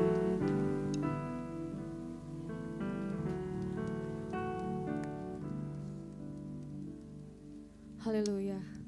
Sungguh dahsyat firman Tuhan. Amin. Amin. Yang mengaminkan firman Tuhan dan diberkati oleh firman Tuhan, mari lambaikan tanganmu jemaat Tuhan. Haleluya. Tiba saatnya kita akan memberikan persembahan kita yang terbaik bagi Tuhan. Amplop persembahan ada di depan jemaat Tuhan. Amplop yang pertama untuk operasional pastori dan untuk amplop yang kedua untuk kas gereja. Tapi sebelumnya kita memberi, kita akan berdoa. Kita satu dalam doa, kita berdoa. Mengucap syukur Tuhan atas segala kebaikan-Mu, penyertaan-Mu dalam kehidupan kami. Terima kasih buat firman-Mu Tuhan yang datang kepada kami Tuhan, menegur kami. Biarlah menjadi suluh dan pedoman dalam kehidupan kami sehari-hari. Terima kasih Tuhan, terima kasih Yesus. Tiba saatnya kami akan memberi persembahan kami yang terbaik bagi-Mu Tuhan. Biarlah apa yang kami beri Tuhan, Engkau tilik dari tempat yang maha tinggi. Engkau memberkati setiap persembahan kami. Kami percaya Tuhan, kami sangat yakin di saat kami memberi, kami tidak akan berkekurangan. Di dalam nama Tuhan Yesus Kristus, kami siap memberi. Haleluya, amin. Selamat memberi, Tuhan Yesus memberkati. Persembahan akan dijalankan dari sebelah kiri saya, tengah dan kanan saya. Tuhan Yesus memberkati. Haleluya.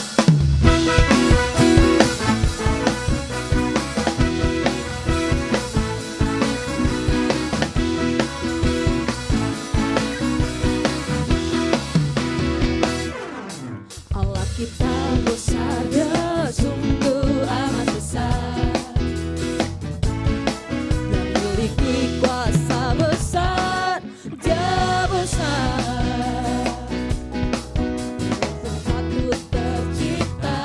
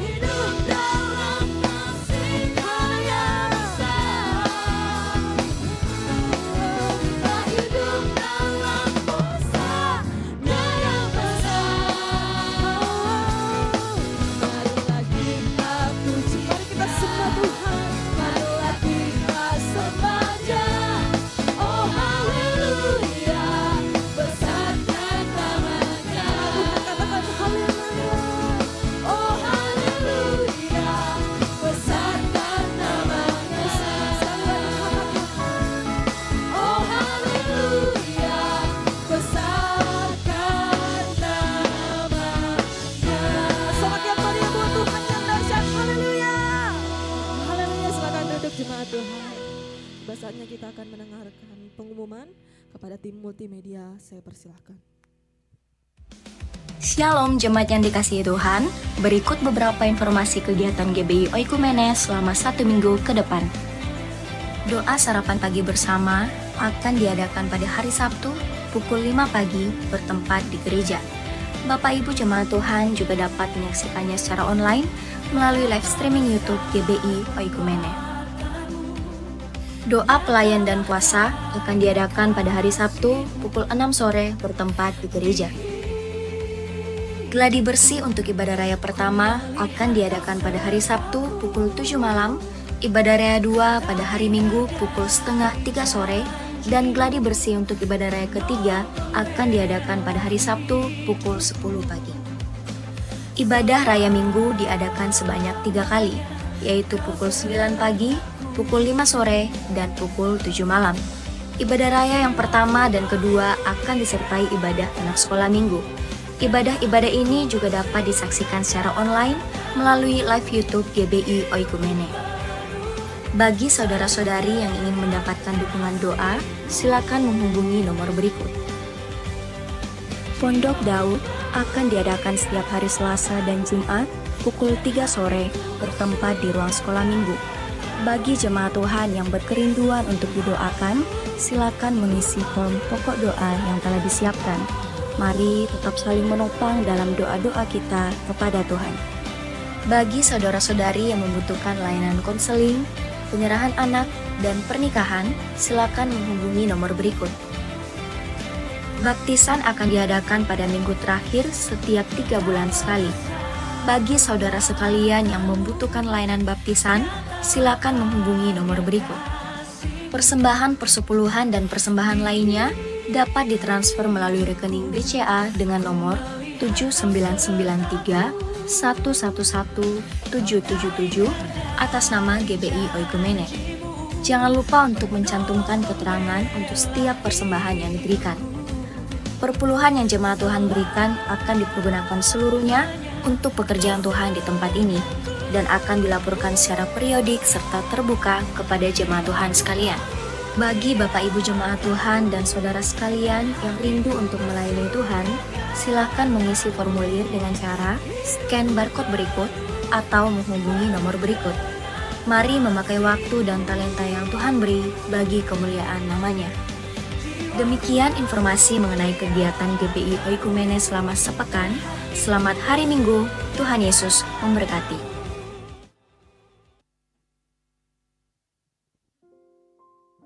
Puji nama Tuhan, Shalom. Bersyukur pagi hari ini kita boleh beribadah dalam pimpinan Tuhan. Jadi itu tadi kegiatan kita biar boleh berjalan dalam pimpinan Tuhan. Saya izin menyampaikan beberapa hal yang perlu kita perhatikan selama sepekan yang akan datang. Namun sebelumnya pertama-tama kami menyambut dengan penuh sukacita jemaat Tuhan yang baru pertama kali hadir beribadah di tempat ini, selamat datang. Apabila jemaat Tuhan belum menemukan tempat yang tetap atau gereja yang tetap untuk bertumbuh, kami sangat terbuka di tempat ini menyambut jemaat Tuhan sekalian. Dan teman-teman Asher mungkin silakan boleh jalan di samping kiri kanan jemaat Tuhan, menyediakan form selamat datang, silakan diisi, pulpennya juga ada di teman-teman Asher. Dan di teman-teman Asher juga ada form pokok doa, seperti tadi yang disampaikan pada hari Selasa dan Jumat, kita akan sama-sama mendoakan pokok doa di Pondok Daud. Silakan diisi bagi jemaat Tuhan yang berkerinduan untuk didoakan. Lalu pengumuman berikutnya, seperti yang diketahui bahwa tanggal 1 sampai 3 nanti sudah akan diadakan retreat Gold CC yang sudah lama diumumkan dari sebelum-sebelumnya dan dipersiapkan oleh teman-teman panitia di tempat ini.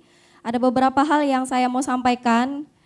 Yang pertama, akibat dari puji Tuhan, antusiasme peserta yang sangat baik akan kegiatan ini, kami setelah melewati beberapa pertimbangan dan juga beberapa pembicaraan dengan pemimpin rohani di tempat ini beserta panitia di tempat ini, kami panitia memutuskan untuk memindahkan lokasi retreat ke tempat yang lebih memadai dan mendukung dengan kapasitas peserta yang ada, yaitu pindah ke Villa Rainbow.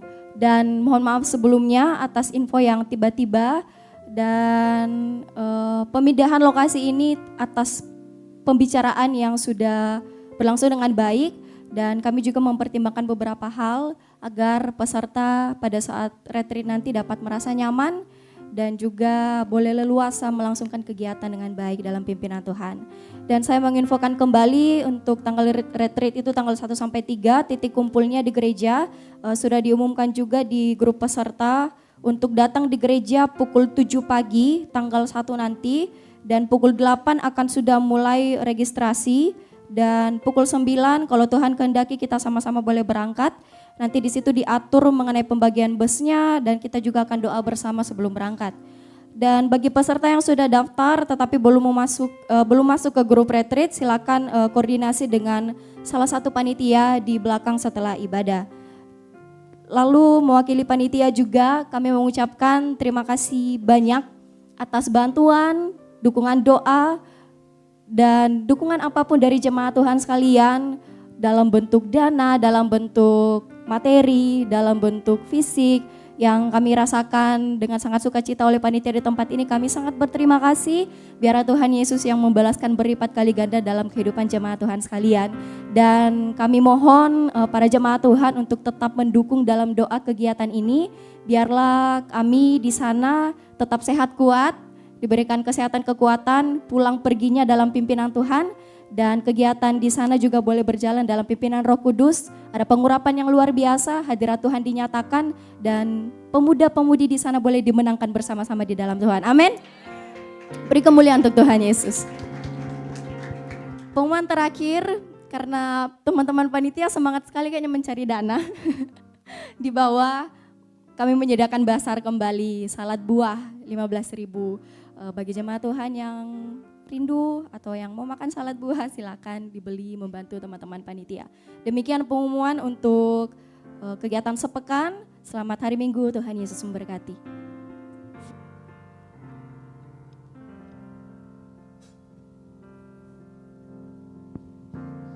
Kita tiba di penghujung ibadah kita, mari saudara kita sama-sama bangkit berdiri.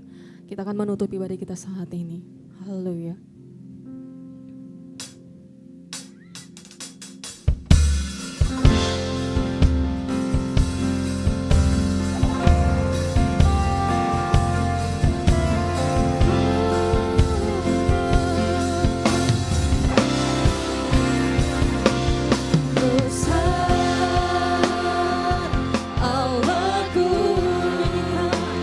Nyanyikan besar aku.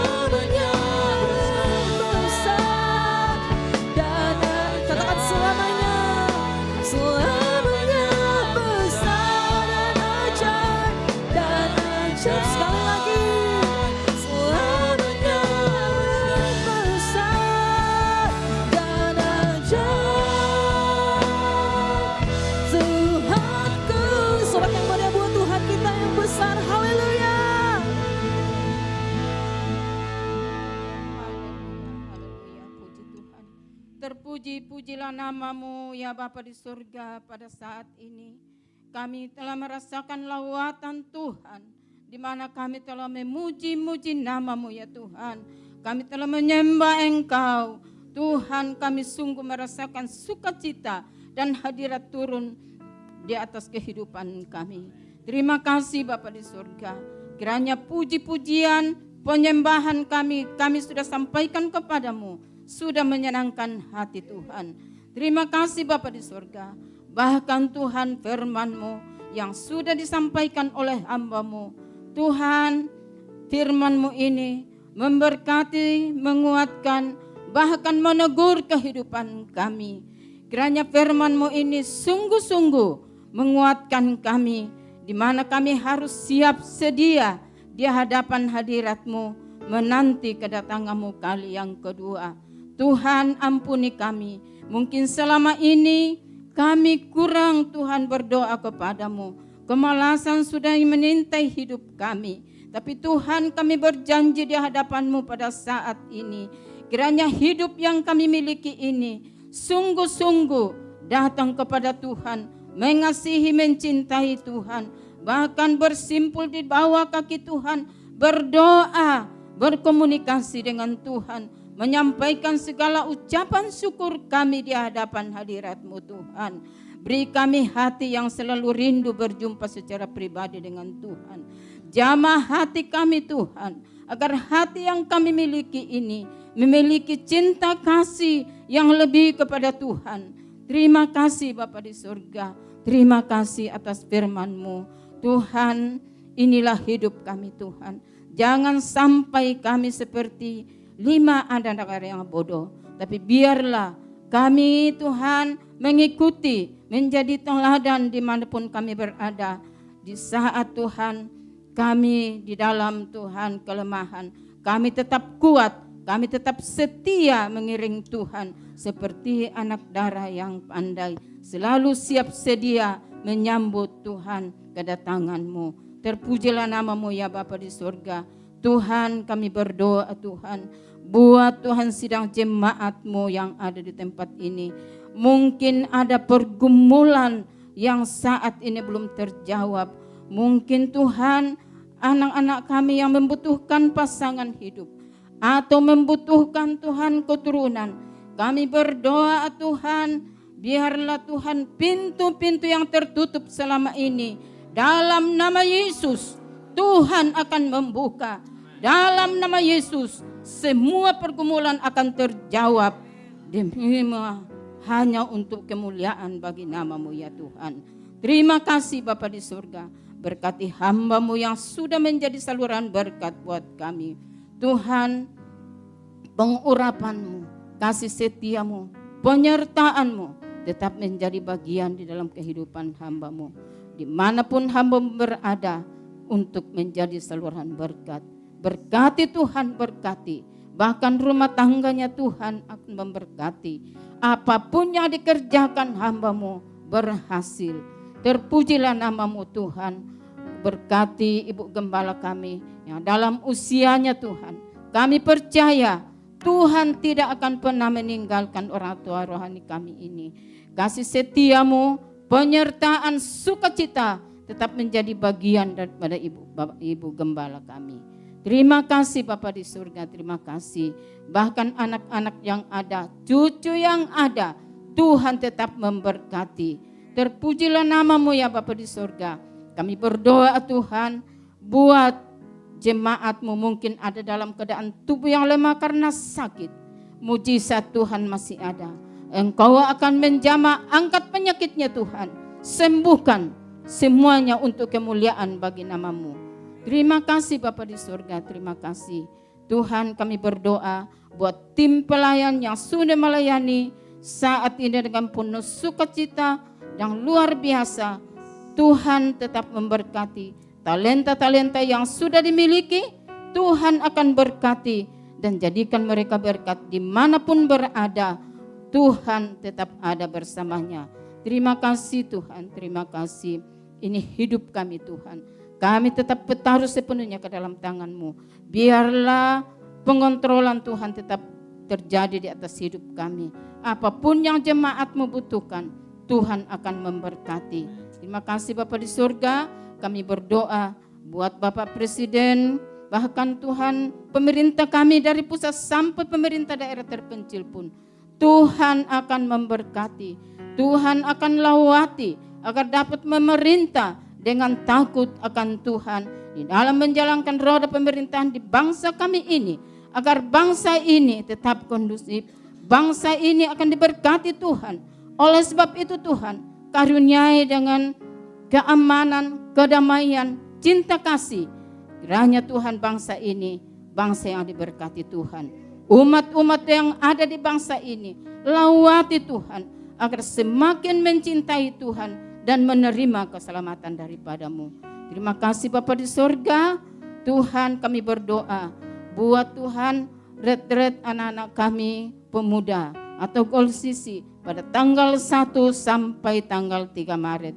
Tuhan kami bertaruh sepenuhnya ke dalam tangan-Mu. Tuhan akan pagari dengan pasukan malaikat-Mu tempat yang ditempati Tuhan. Kiranya Engkau sucikan Tuhan, jauhkan dari halangan, jauhkan dari kuasa-kuasa kegelapan. Bahkan jiwa-jiwa yang datang kepadamu Tuhan akan memberkati. Beri kesehatan yang prima Tuhan, beri kekuatan, beri Tuhan kemampuan bagi mereka. Ada terobosan baru yang akan terjadi, bahkan hati yang datang dengan remut akan dipulihkan oleh Tuhan. Terima kasih Bapa di surga. Tuhan kami berdoa buat hamba-Mu yang diutus untuk datang melayani. Tuhan kami bersatu hati di hadapan hadirat-Mu. Tuhan akan menolong, Tuhan akan menyertai. Pagari Tuhan, jauhkan dari halangan kuasa-kuasa apapun, baik melalui darat maupun melalui udara. Tuhan akan tolong dapat tiba dengan selamat. Terpujilah nama-Mu Tuhan. Kami Tuhan anak-anak-Mu tak henti-hentinya berdoa kepadamu bahwa hanya di dalam Yesus ada keselamatan, hanya di dalam Yesus ada kebenaran.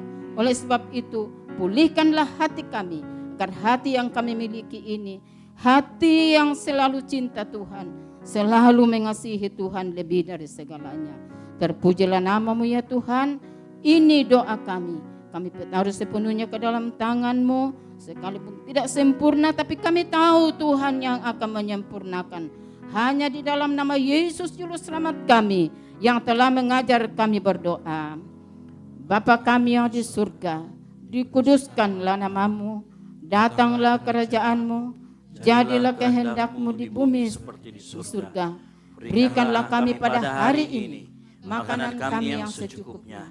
Dan ampunilah kami akan kesalahan kami, seperti kami juga mengampuni orang yang bersalah kepada kami. Dan janganlah membawa kami ke dalam pencobaan, tetapi lepaskanlah kami daripada yang jahat. Karena Engkaulah yang punya kerajaan, dan kuasa, dan kemuliaan, sampai selama-lamanya. Mari kita terima berkat dari Tuhan. Angkat kedua tangan kita dan dengarkan firman Tuhan. Sebab Tuhan ialah tempat perlindungan-Mu, yang maha tinggi telah Kau buat tempat perteduhan-Mu. Malapetaka tidak akan menimpa engkau dan tulah tidak akan mendekat kepada kemahmu. Sebab malaikat-malaikatnya diperintahkannya kepadamu untuk menjaga engkau di segala jalanmu. Semoga Bapa sumber segalanya, Gembala Agung kita Tuhan Yesus Kristus, dan persekutuan yang manis dengan Roh Kudus menyertai kita semua mulai dari saat ini sampai Tuhan Yesus datang kedua kalinya menjemput kita di awan-awan permai. Bagi Dialah segala kemuliaan sampai selama-lamanya. Yang diberkati Tuhan sama-sama katakan amin. Selamat hari Minggu, Tuhan memberkati. Jangan lupa di bawah ada makan-makan, di bawah ada konsumsi disiapkan, dan bagi yang ingin didoakan boleh tinggal sejenak untuk kemudian kita doakan. Terima kasih.